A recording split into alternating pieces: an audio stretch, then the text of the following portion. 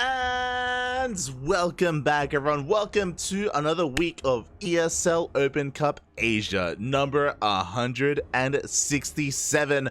I'm, of course, your host, Light VIP, and with me for the first time in a long time, I'm joined by the lovely, the beautiful, the cowboy himself, the Chase.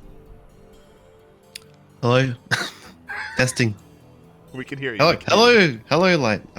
Sorry, I was trying to set up my webcam, but I've got to tinkle. Maybe, hopefully, for the next one, I can get it going. But yes, hello, welcome everyone. It's me. It's Light. It's I like your background, Light. It's very. I don't know if people can see it at the moment. It's very nice. Oh, thank you. Thank you. We're here with another ESL Korea Cup. I think, right? Mm-hmm. Sorry, I just got out of the shower. Welcome everyone, and let's get into it, shall we? Yeah, let's get into it, Bobby, because we are here with our very first series of the day. Everyone, exclamation mark B in the chat if you guys want to have a look at the entirety of the bracket. A lot of really good matches are going to be going on, and spawning in the top right-hand corner of Altitude, we have the Canadian Zerg player representing Shopify Rebellion. It is Scarlett.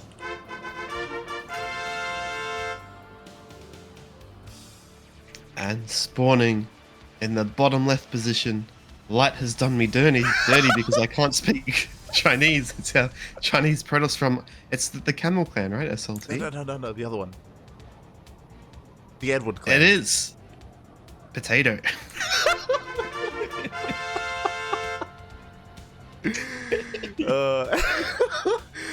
It is SLT. It's Starlight Twinkle. Starlight Twinkle. Starlight Twinkle. What's the camel one? SSLT? Yeah, it's totally not confusing at all. Oh god, I think it's SLLT. Yeah, like double L. Yeah. SLLT. Oh my days. Anyway, here we are. Unfortunately, Light, I do miss a $20 million GP RuneScape drop party to be here, but Casting Scarlett is worth 20 million GP. That's own. Thank you, Poppy. Thank you for being here, and I'm able to tear you away from RuneScape for at least a little bit. A little bit, yeah. I'm good up the moment this goes late game. There you go. But yeah, we have a lot of really good matches to start things off, and you're probably interested in this. Originally, we were actually going to cast a different matchup. I was trying to get into Rise versus Cure, one of our homeboys, but Rise got really shy. He was like, wait, I really gonna do me dirty and cast me versus Cure, like, so he may have bailed on us a little bit. Bit of a shame, but we got Scarlett in the end, so it's okay. I mean, he did beat Hero, didn't he? He did. He's pretty cracked. I'm playing some Counter-Strike with Jesse too, and sorry, Twitch. I can't dox Jesse. But yeah, it's sad we don't get to see him. Not too sad because there's a LAN upcoming, and I get to study Scarlett's Protoss.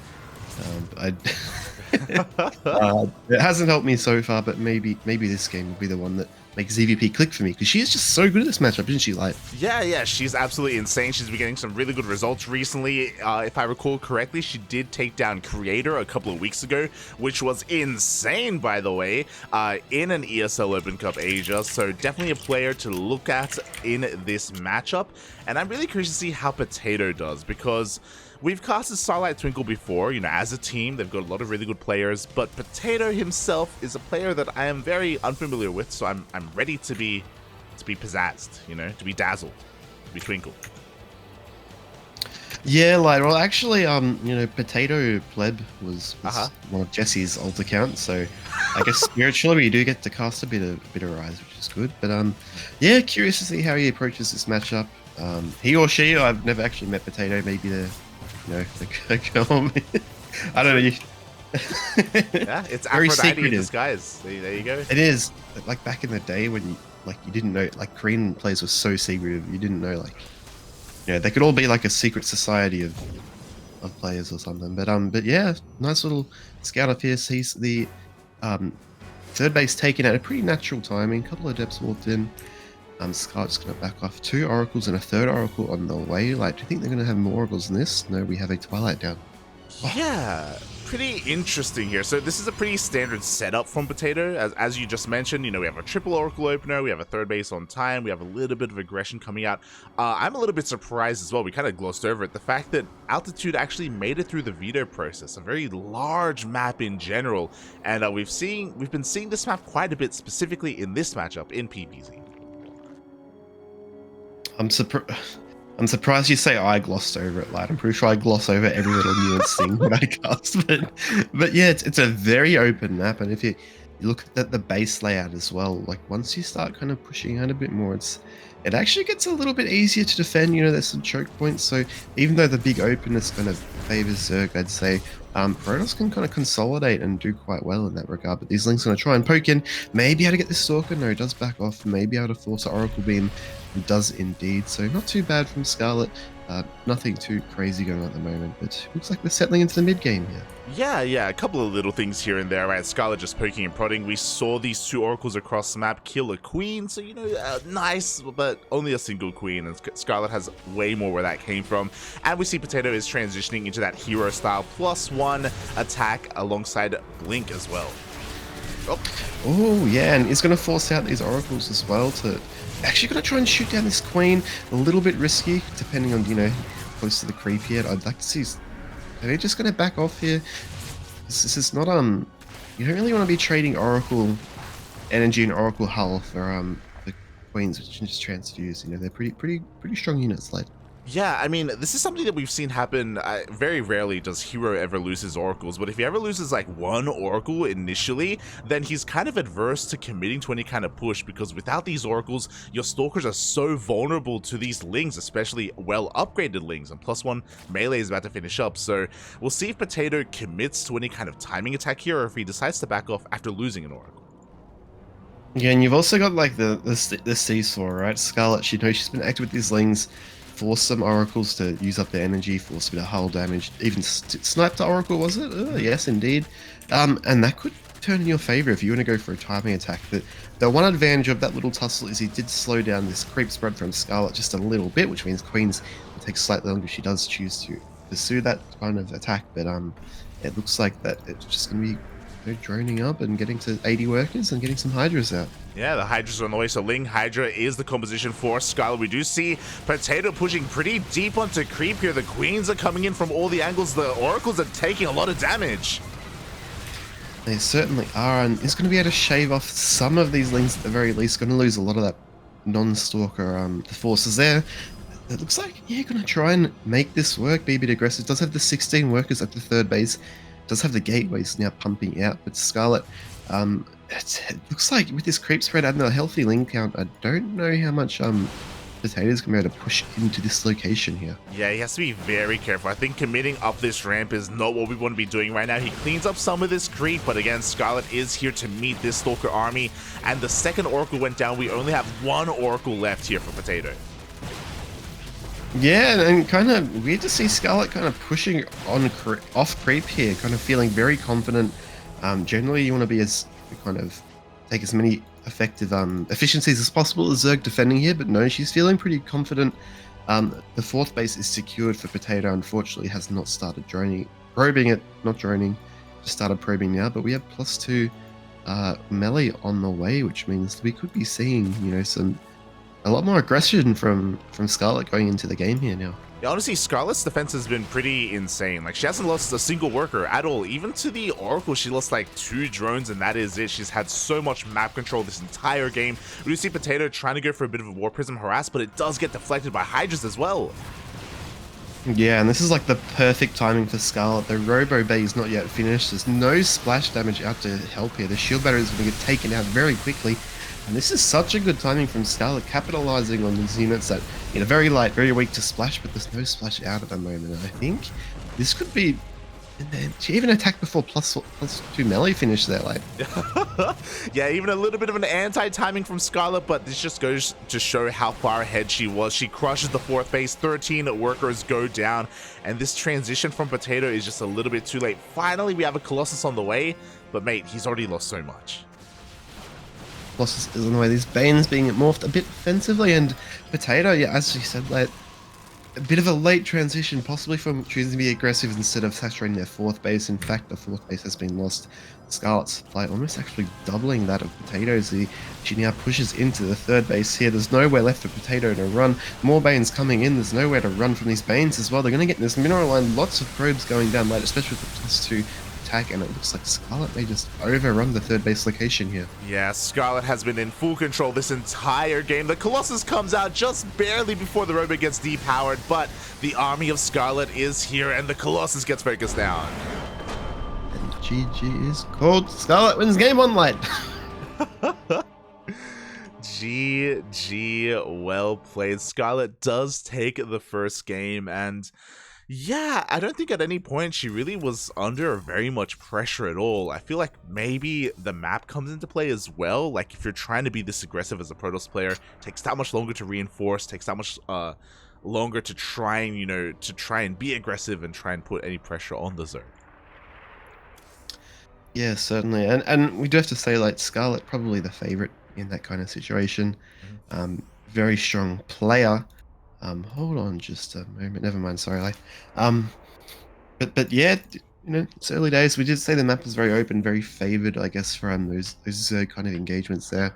Unfortunately, Potato could not consolidate and get into the late game with a bit of tech, and it looks like it's gonna have to reset going into game number 2 here, because Scarlett, as a first, you know, you sign up for a tournament light and you see it's Scarlett, you just think, oh, I'll try my best, but it'll be a good learning experience, you know. Yeah, either way. Definitely. It's one of those things where the majority of the players here are pro players, right? They're heavy hitters. You know, you got your Scarletts, you got your Cures, you got your Heroes, you got your Classics. So, you know, you're going to go up against one of them, and I hope he's able to learn from this experience. What I will say is that he didn't look too bad that game. Like, leading up towards the mid game, like, he wasn't necessarily taking any damage. You know, his build overall seemed relatively well thought out and well executed. The transition, sure, was where he stumbled a little bit more, but yeah, you know, he didn't look too bad. Yeah, and just to update, like, Rise did not show up to play against Cure. Was it Oliveira or Cure? Cure. Cure. Oh, okay. Well, Oliveira's opponent has not shown up, Oh. so he's going to be moving on. But here we go, like, spawning in the top left position. Don't worry, I speak Chinese now. Don't worry, I did a crash course in the past 5 minutes. Spawning in the top left position for SLT. It is the Protoss player, I believe, from, is it China? Mm-hmm. Yes, okay. I'm so proud of myself. It is Potato. And spawning in the bottom right hand corner of Dragon Scales, we have his opponent. We have the Canadian Zerg player representing Shopify Rebellion, currently leading the series. It is Scarlett.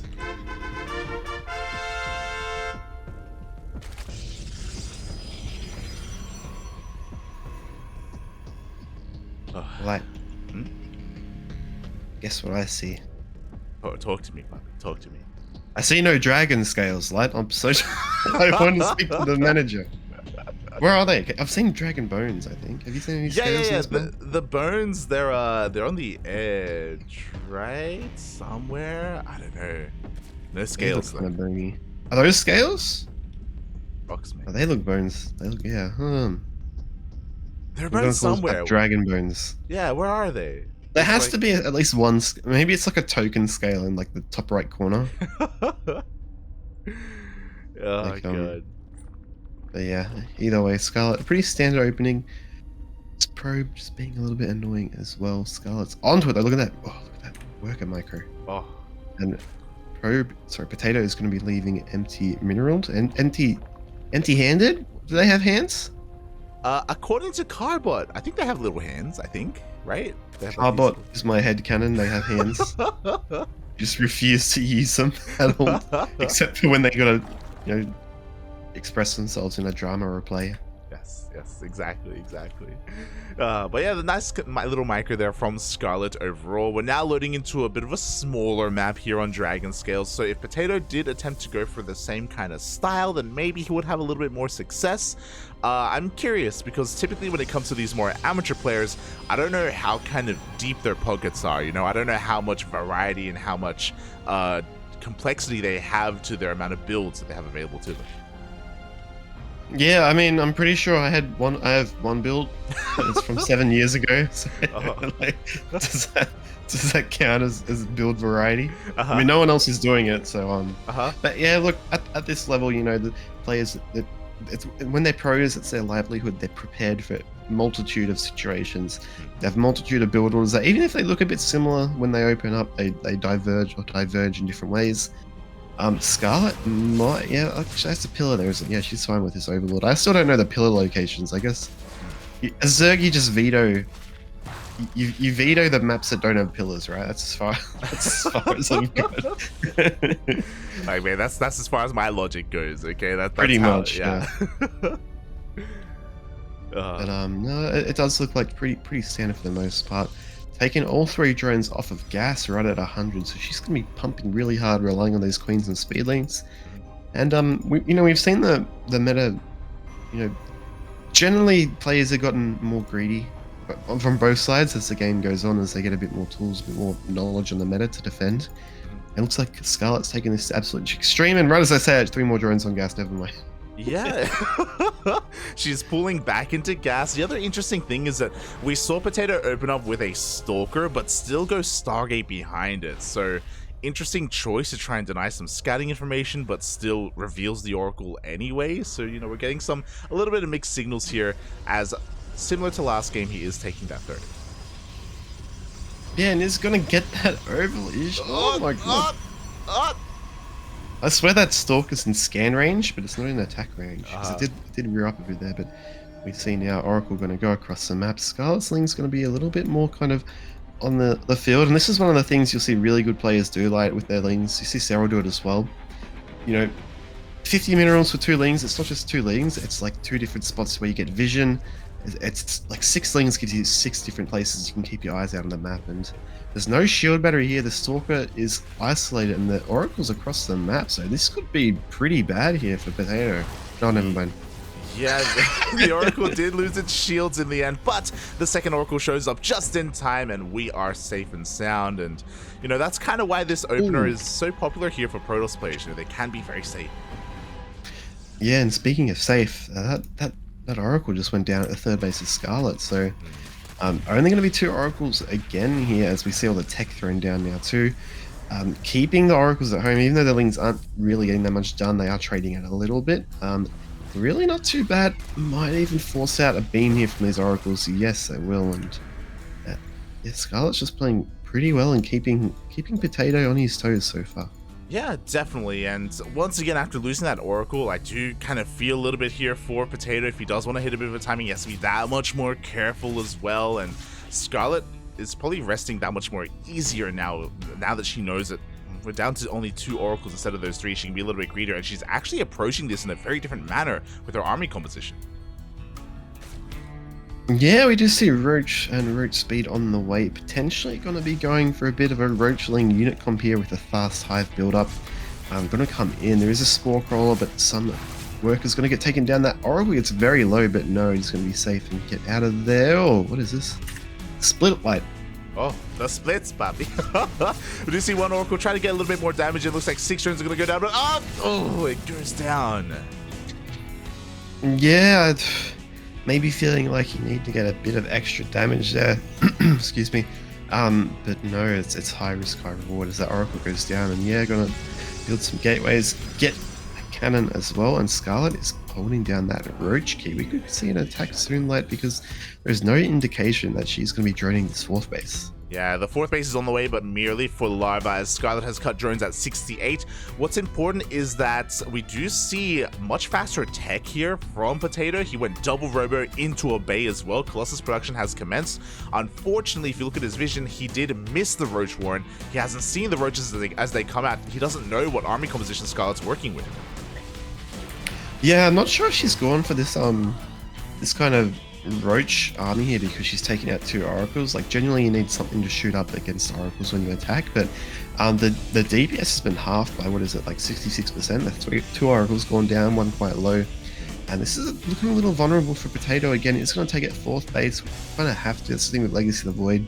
you are forced to kind of expand a little bit faster to keep even, but it's a lot of units here for Scarlett. And even that last Oracle is very low on energy too. Yeah, and there we go. The army gets spotted. Potato is forced to cancel his fourth base. He knows that he cannot defend it. We do see him switch immediately into Immortal production from those Colossi, but the Immortals are still on the way, and the Colossus are looking exposed. Up! Now too, this Sentry needs to be a little careful. He's going to be able to push this army back slightly. Oh, nice kind of stasis trap there. And is Scarlett, is she going to try and defend these units here, or is she going to just abandon? Looks like she's going to hang around to take out these rocks. There are a couple sentries, but not a lot of force fields. So Potato going to be interesting to see how they approach here. Yeah, Potato's trying to be a little bit cheeky. He picks off one Roach for his troubles, but Scarlett did back off and has been taking up. The fourth base has been saturated for the most part. We're up to 79 workers. Hive is on the way. Lurker Den is on the way. We're switching into Roach Ravager into Hydra Lurker. Yeah, and we see that the Spine Crawl is being thrown down there. She's gearing up for the late game, especially when you go for a Roach Ravager kind of unit comp to get those Lurkers out. You're a little bit more susceptible to those Zealot Rumbys.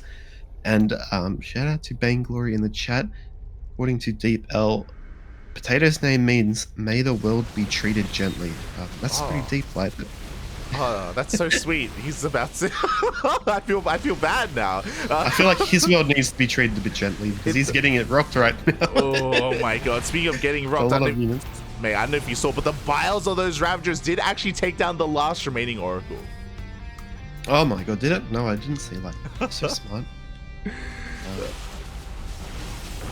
yeah, it looks like is Potato, is he kind of all in here? His army it's reasonable tech-wise. Got Archons, Immortals, and Colossus, but it's so much Zerg on the dance floor. Like, oh, it's all over the dance floor, mate. Nice target firing as well. Scarlett did take down 2 of those Immortals. There's only 1 Immortal left. And as you said, Potato is pretty all in here. His fourth base was delayed by so much, and Scarlett is just picking up whatever she can. She almost gets the last Immortal. Yeah, she needs to be a little bit careful here. I felt like we could have just sacked the base. You've got, +2 about to finish. You had 20 Roaches in production, and these Vipers now out and consuming energy. Potato needs to kind of back out and get some sort of High Templar or something to deal with these Vipers, because otherwise they're just going to rock these Colossus world.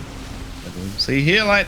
Oh, there we go. There are the yoinks on both of those Colossi. They go down. One of them gets saved by the Prism. Very nice micro from Potato, but there's only so much you can do against all the Roach Ravager. Certainly is, and now these Stalkers are back into a bit of a corner here. May be able to take out this army of Roach Ravager before these reinforcements come in. It's going to be a little bit close here. Queen's now coming to join in, and it looks like even with losing all this Roach Ravager, the economy game is just too strong for Scarlett, and Potato is going to be in a bit of a world of hurt once his reinforcements rock up. Yeah, exactly, and the reinforcements are trickling on in. You could argue that maybe Scarlett should calm down, but she focuses down the Prism with those Queens. That is what she wanted, and it looks like she will still be able to force Potato back.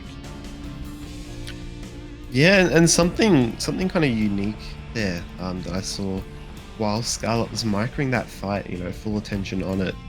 She was actually spreading creep with the Queens right behind where the Roach Ravager were fighting. So it really goes to show, even the fight went well for her there, but if she didn't win that fight, she would have had a bit more extra leeway to work with when the Stalkers want to be aggressive. So one of the trademarks of creep spread is Scarlett's trademark. One of the trademarks of a very solid player there is the multitasking puppy.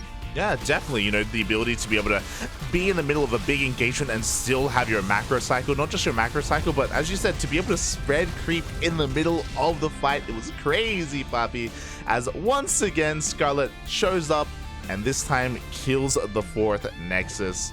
Potato is being contained here to only these 3 bases. Yeah, kind of stuck in between a hard rock and a dry place. What's the word, like? A rock and a hard place. Yeah. A hard rock and an even harder rock. But yeah, what does Potato do here? Loses the 3rd, is behind the economy, doesn't have the army to directly fight. Gambles on a disruptor shot.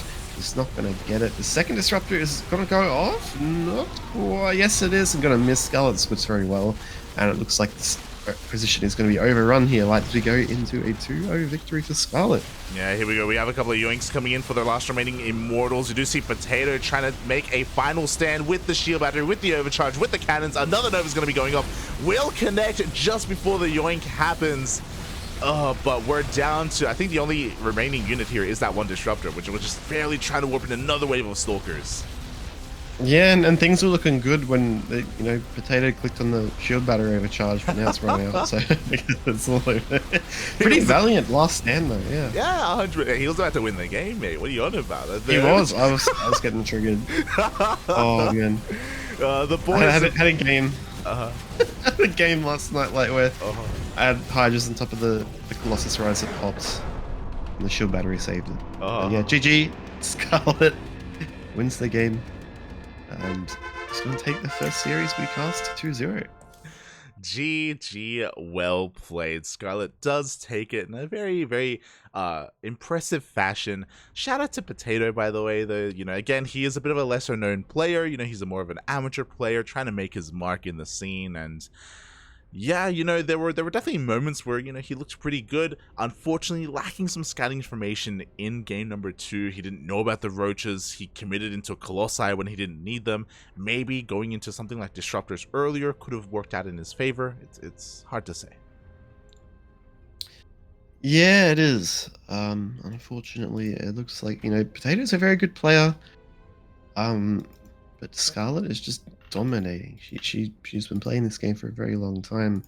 Knows the ins and outs of the matchup. ZvP especially. It's one of those matchups where it's, of course, mechanics are important, but the way you open up and go into the mid game, the way you scout your opponent, the way you set up your queens, and she just not only took no damage but dealt damage to those Oracle. They got sniped out, forced a lot of energy, and unfortunately, poor Potato. It's a tough round one. Like 100%, mate, 100%. And with that, Scarlett's going to be moving on to the next round, where she's going to be facing one of the big names out there.